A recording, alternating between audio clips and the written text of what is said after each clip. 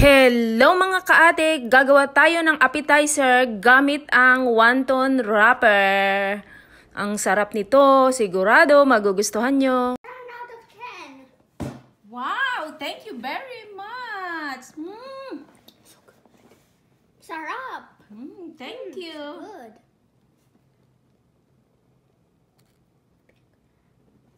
Umpisahan na natin. Gagawa tayo ng appetizer gamit ang wonton wrapper. So, i-glaze lang natin ito ng oil. Sobrang magugustuhan nyo to dahil madali lang yung ingredients. Tapos, ayan, ilalagay na natin yung ating wonton wrapper. Isa-isa lang. Ayan. Make it flat. Why the water here? It's not water, it's oil. Oh, okay.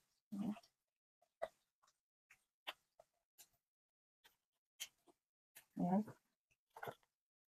So, ayan. Okay na to. Na-flat na natin. I-bake na natin ng 8 minutes. Gagawa naman tayo ng ilalagay natin dito sa gitna. So, ito yung cream cheese. Ito yung ginamit ko. Isa. Ayan na siya. Tapos, lalagyan natin ng 1/2 cup of mozzarella cheese. Pwede rin kayong gumamit ng cheddar cheese. Ang gamit ko dito ay cheddar cheese. Yung Eden. Yan sa atin sa Pilipinas. So, magtitira ako. So, lampas ito ng 1/2. Magtitira ako ng palagay sa ibabaw. Pagkatapos, ilalagay naman natin itong spring onion. Pwede kayong maglagay ng jalapeno. Hindi ko ito nalagyan kasi may bata nakakain. So, ito lang nilagay ko. Tapos, lalagyan natin ng konting onion powder. Konti lang. At garlic powder. Konti lang din. Pampalasa lang. And then black pepper. And then salt. Just a little bit. Okay. So, yeah. A little bit of salt. And then, imimix na natin.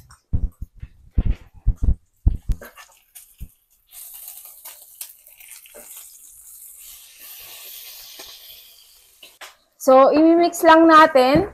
Naka-preheat na yung oven ko ng 350 Fahrenheit. We have to combine together.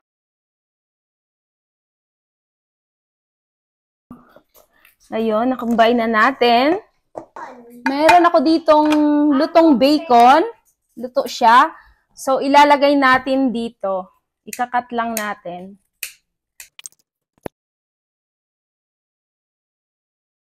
I-mix ulit natin. Eto na siya after 8 minutes kung niluto sa 350 Fahrenheit. So, ilalagay naman natin yung mixture ng cheese and bacon dito.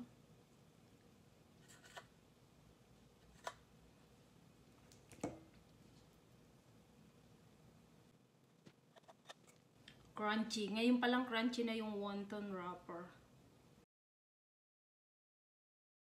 Ngayon naman ay lalagyan natin ulit ng konting cheese lang sa babaw. Malinis yung kamay ko. Nagugas talaga ako ng kamay. Lagi ako nagugas ng kamay, promise. So, sa inyo kung gusto nyo yung sobrang madaming cheese, tama na sa akin yung ganito. Kasi, may cheese na siya, diba? So, ito yung Eden cheese. Kahit anong cheddar pwede nyo gamitin. Or mozzarella. Nasa inyo kung anong gusto nyo. Lagay na natin ang cheese. Lalagay naman natin yung ulit ng bacon sa ibabaw.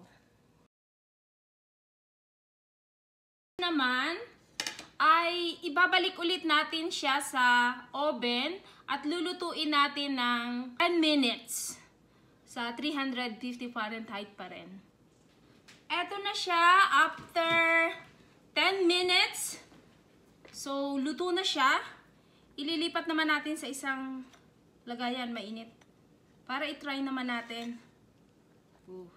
Tingnan nyo naman, oh. Ayan, nilipat ko na. Andito na siya. Ready to serve. Thank you for watching. Don't forget to like, subscribe, and share.